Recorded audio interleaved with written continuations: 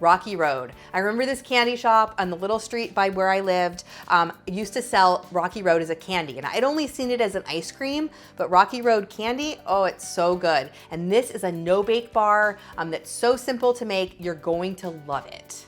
We're starting off with 2 cups of chocolate chips and a tablespoon of unsalted butter. Melt those together, and then you're going to add a can of sweetened condensed milk, regular, not non-fat sweetened condensed milk. Stir it until it's nice and smooth. How do you make Rocky Road? Do you use almonds or walnuts, or what nuts do you like to use? I love using walnuts or almonds. That's kind of what I grew up with, but you can use any nuts that you like in this recipe. You're gonna add 2.5 cups of coarsely chopped nuts and a 10-ounce bag of mini marshmallows. Stir it all together and press it into a 9 by 13 inch pan lined with foil and sprayed with non-stick cooking spray. You can see how easy it was to make. It's no bake, it's delicious. This is great for gifting at the holidays. It's great for summer because you don't have to turn on your oven, and it's Rocky Road. Who doesn't love it?